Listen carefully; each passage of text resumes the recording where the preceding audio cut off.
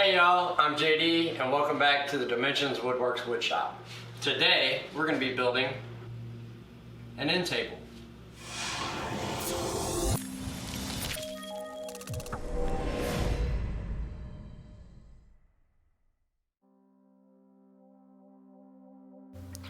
So this project started with a load of rough cherry lumber that was provided by Superior Artisan Wooden Slab.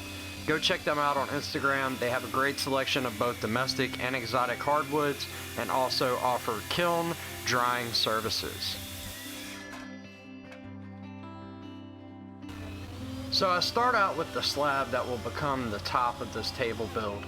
I want to go ahead and get this slab flattened and give it some time to acclimate while I work on the other pieces for the base.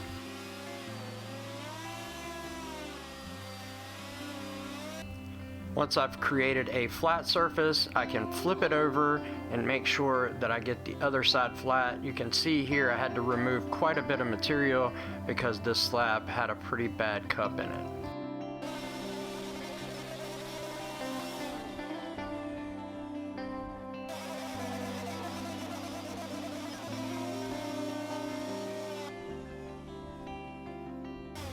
If you want more details on this basic flattening jig setup, I'll put a link to a video I made previously here.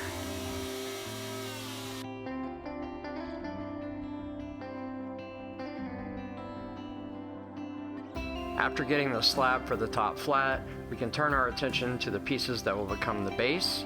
This is all made out of that same rough cherry material, and I'll bring it over to the miter saw and begin making oversized cuts for the pieces that I'll need. When selecting the parts of the board that I will use for my table legs, I will try to remove any major imperfections such as knots and look at the grain pattern to try to use rift sawn pieces only for the table legs.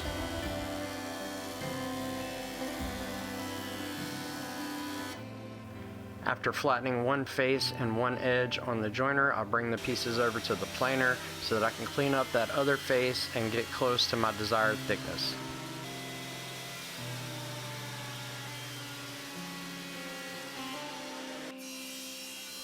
Then over at the table saw, I can rip off that last rough edge so that we have a nice square board on all four sides.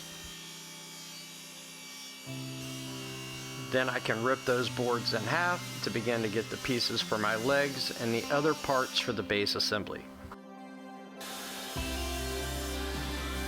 To achieve this angled leg design, I cut the angles to the tops of the legs with the miter saw, then gang cut them to length to ensure that they are all exactly the same length.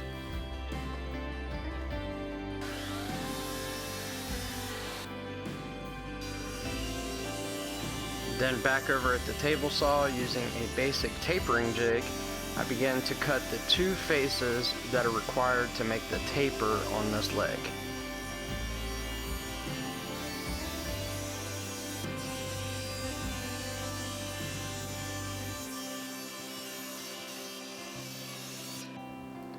I decided to use dowel joinery to join the pieces together, but because the parts are cut to an angle, I had to make myself a drilling guide block so that I could hit the face of that part square, although it was set at an angle.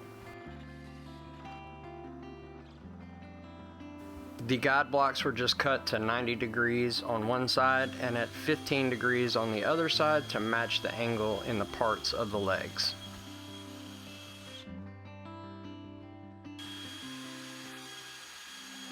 I just used a holdfast in my bench dogs on the workbench to keep these pieces secure while I drilled those guide holes for the dowels.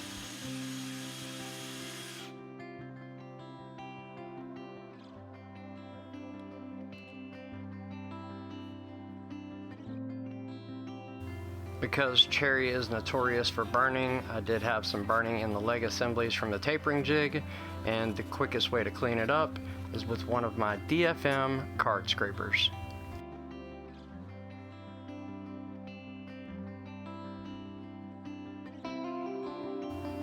Now that we have all the parts laid out, it's time to just glue up everything, making sure we use a liberal amount of glue on the faces and the dowels of these pieces.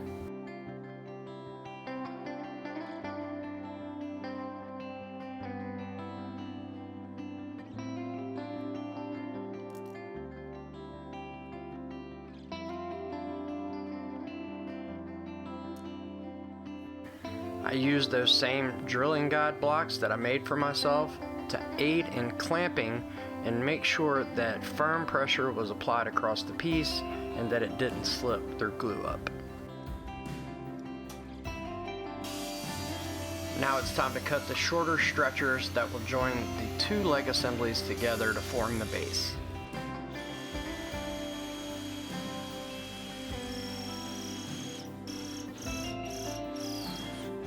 I used the same doweling joinery method on these stretcher pieces. It's a pretty simple process. You drill your first guide holes, you place the divots in those first holes. Once you have it lined up exactly where you want it, you give it a little tap, and that leaves marks on the opposing piece where you know where to drill those next set of holes.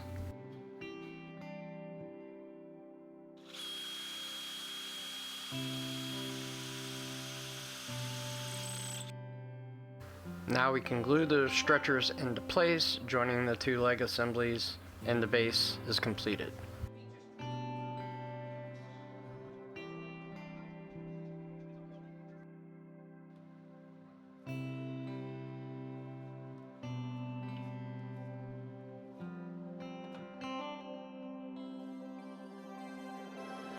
Now that we have the base and the top done, it's time to start getting our parts together for the drawer case and the drawer itself in this end table.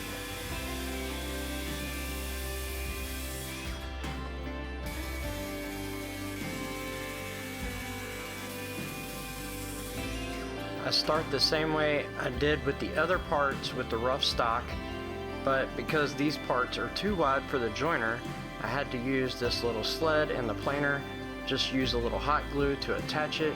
I shimmed it up to where we could create one flat face, then flip the boards over and create the second flat face, and then joining the edges wouldn't be a problem.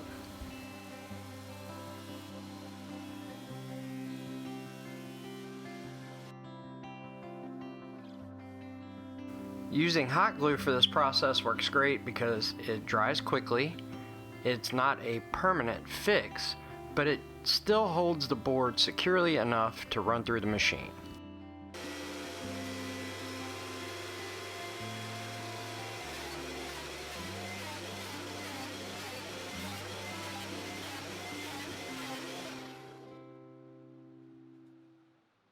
Because I had to lay out all these boards to be resawn, just because bandsaws have a tendency to drift on me, I always like to actually give myself that reference line along the front and the edges of the boards so I can see if I am getting off my mark at all while I'm running the board through the saw.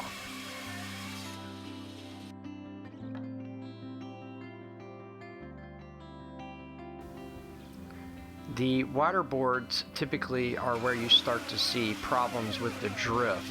So those reference lines really help a lot to make sure I stay on my mark and that I don't waste too much material in the resawing process. After cleaning up the resawn faces back at the planer, I can start to glue together the book match panels that I will need to make the top and bottom of the drawer cases and the drawer.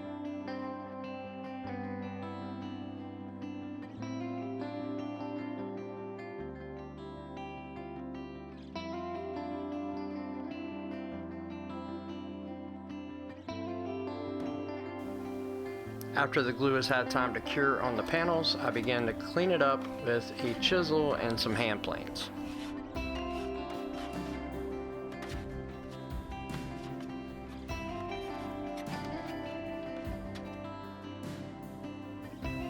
Now it's time to begin to cut the miters on the panels so that they fit together to make this irregular shaped drawer case.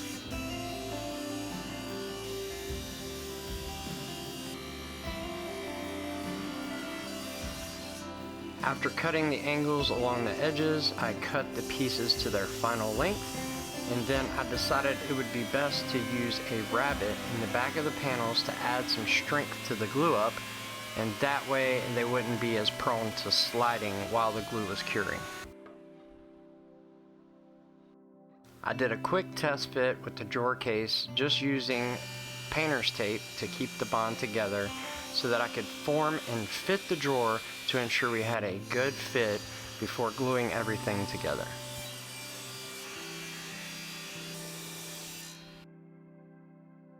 Painter's tape really comes in handy when doing glue-ups on mitered pieces. I just used my large woodpecker's T-square to ensure that everything was square across the front, then used another longer piece of tape to pull a little pressure to form the drawer, then used another square to make sure all those angles were true, then glued the front and back onto the drawer itself.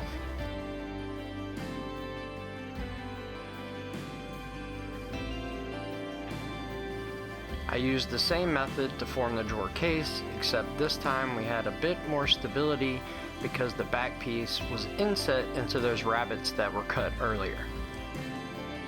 I placed painter's tape along the glue lines where the glue would squeeze out of the joints, then marked the same on the back, and this just makes cleanup so much easier in these areas. Instead of having to clean up that glue squeeze out off of your workpiece, you just pull the tape up after the glue is cured, and it saves a whole lot of time.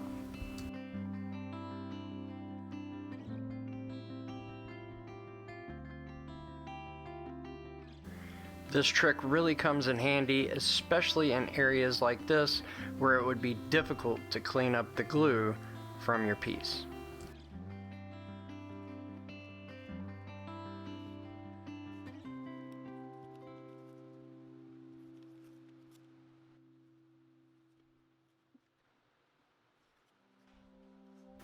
I held off on gluing the top onto the drawer case until I was sure that the drawer fit well in that space and I could make any corrections necessary while I still had access.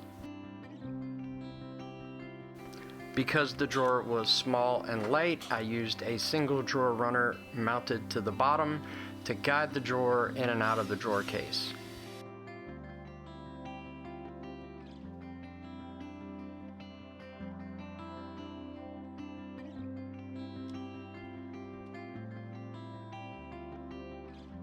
Again, all of these tasks would have been extremely difficult to do if the top of the drawer case were installed already, so I wanted to make sure all of these things traveled well and were installed properly before placing the top of the drawer case in its final position.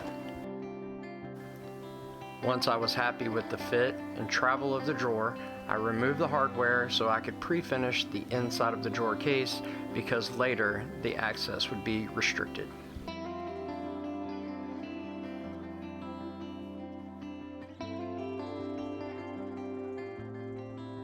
After applying the finish to the inside of the drawer case and reinstalling the hardware, we can then glue the top of the drawer case permanently in place.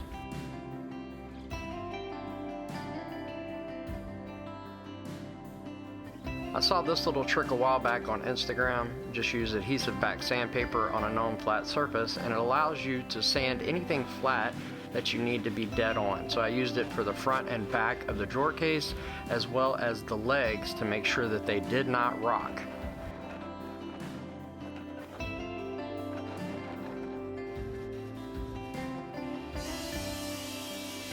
I've had a couple of these unknown species of boards kicking around the shop for a while, just waiting for a great use, and I thought it provided a great contrast against the cherry, so I decided to make the drawer face out of these parts.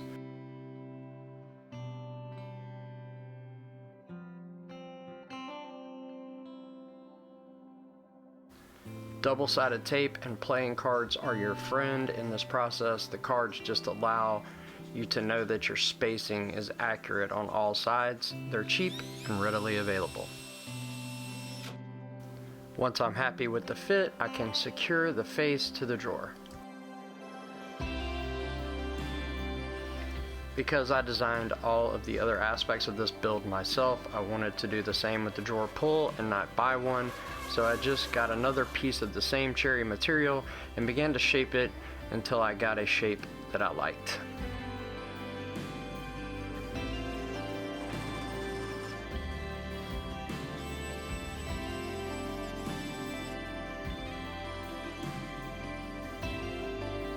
You'll also notice that the few screws that I did use in this build, I secured them all by hand to prevent from blowing the pieces out. Now, to create the floating illusion in the piece, I wanted to use dowels to separate the drawer case from the base and the top from the drawer case. So I want those things to match, and I went through the process of making my own cherry dowels to match the rest of the build. If you want to make your own dowels, I went a little more in depth on my last project. I'll put a link to that video here.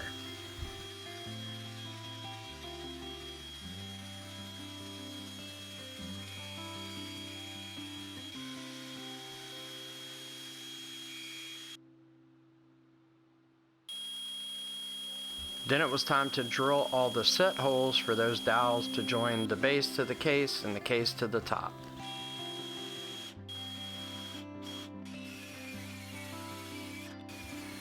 Now I can cut my slab for the top to its final length and begin the layout of where those dowel holes need to be located in the top.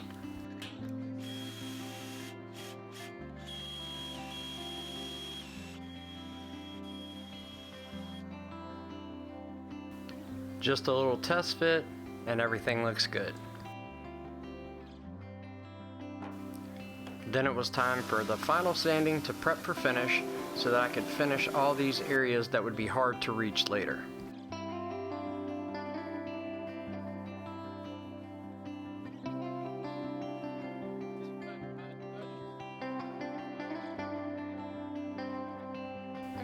I really enjoy using this simple finish by Maker Brand Co. It leaves a great sheen and really brings out the natural grain in the wood.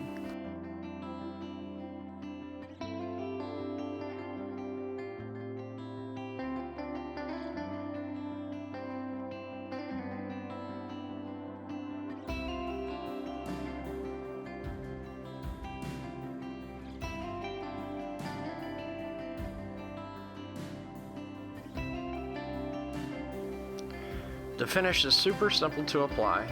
You put down the first coat, wait 15 minutes, apply the second coat, and then wipe off any excess that may be left, and it leaves you with a gorgeous finish on your natural wood pieces.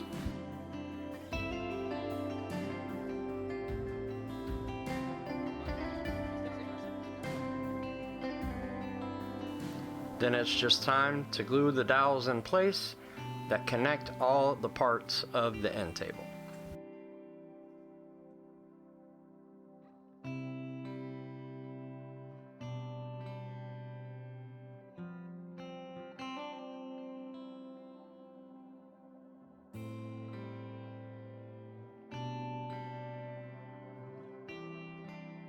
I checked for level on each of the parts and had to shim it just a little bit while the glue cured, and it turned out great.